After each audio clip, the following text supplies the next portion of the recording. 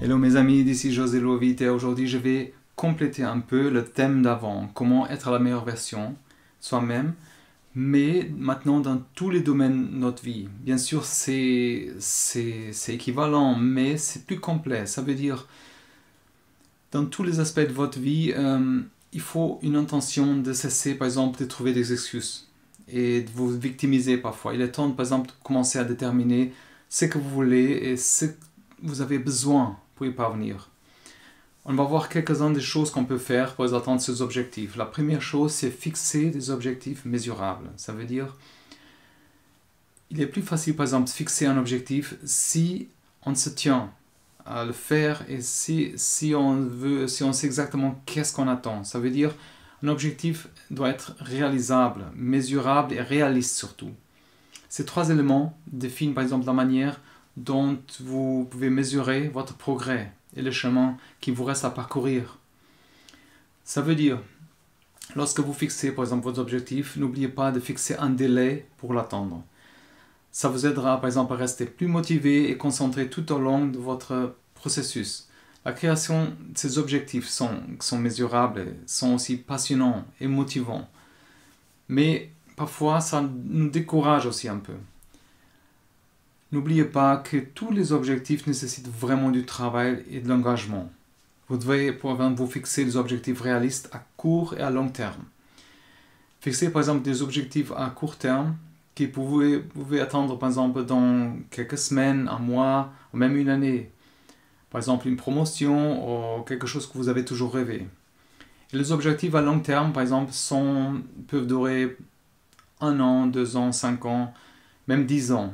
Et ça implique généralement la réalisation de tous les petits objectifs à court terme, qui sont un peu plus modestes. Mais si vous essayez de modifier votre comportement actuel, par exemple, la fixation d'objectifs mesurables, ça vous facilite, par exemple, la mise en œuvre de ces petites habitudes. Et la fixation d'objectifs peut vous également aider à modifier ces anciens comportements qui ne servent plus à rien parfois. Par exemple, vous avez peut-être être toujours très en retard à quelque chose. Vous voulez être à l'heure, par exemple. En fixant, par exemple, des objectifs et si vous appliquez certaines stratégies, vous aurez plus de chances pour les atteindre. Et la réalisation, par exemple, de ces objectifs vous donnera aussi un sentiment d'accomplissement et, par exemple, bonheur. Ça, c'est motivant. Ça veut dire, une fois que vous avez fixé ces objectifs spécifiques et mesurables, l'étape suivante, par exemple, consiste à les définir. Ça veut dire que les objectifs doivent être pertinents pour vous.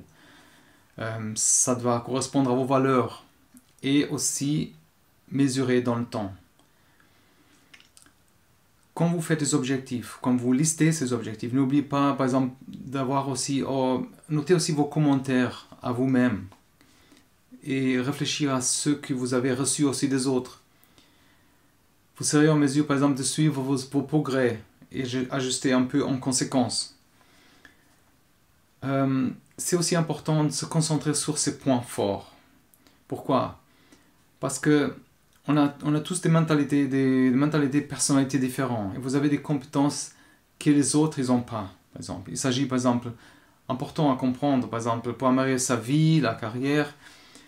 Si on se contente sur nos points forts, on libère par exemple notre personnalité authentique et aussi vous réalisez votre potentiel, votre véritable potentiel.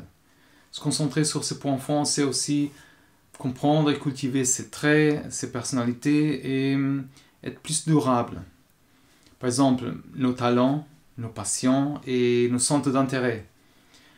Vous aurez aussi plus d'énergie, d'enthousiasme et à consacrer à votre travail, à votre vie, à vos relations, à vos projets.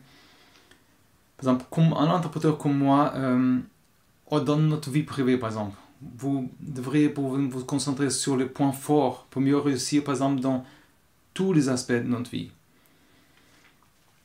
Se concentrer sur ces points forts signifie aussi qu'on recherche les opportunités et qu'on minimise ses problèmes. Se concentrer sur faiblesses diminue aussi parfois la confiance en soi, l'enthousiasme et notre performance globale. Et bien sûr, se concentrer sur ses faiblesses n'est pas si bon pour sa carrière, ses objectifs, mais c'est aussi important. les choses qui vous empêchent parfois d'avancer sont nos faiblesses. Et il peut, par exemple, aider si on reconnaît et développe ces points, et aussi pour contribuer à nos objectifs et aux objectifs des autres parfois. Par exemple, ça peut être des compétences sociales ou certaines caractéristiques professionnelles. Vous pouvez choisir par exemple les attributs qui représentent mieux votre personnalité. Vous devrez alors par exemple commencer à remédier, à développer ces faiblesses. Ça veut dire vous pouvez devenir une meilleure version de vous-même. C'est pas toujours facile de déterminer ces points forts aussi, mais identifier peut vous aider à devenir cette meilleure version que vous cherchez. Et se concentrer sur ces points forts, on devient aussi plus confiant, plus performant et plus satisfait de notre vie. Par exemple, si vous êtes créatif, vous n'aurez pas de mal à trouver des conversations. Mais par exemple, si vous êtes si vous êtes sociable, vous aurez plus de facilité à résoudre par exemple les problèmes dans votre environnement. Un environnement parfois qui ne nous est pas familier. Et ça nous amène aussi à accepter plus notre situation. Accepter par exemple la situation dans laquelle on se trouve maintenant. C'est une acceptation de soi. Ça signifie qu'on accepte ce qu'on est et qu'on ne peut pas s'y changer facilement. Mais souvent on peut faire quelque chose.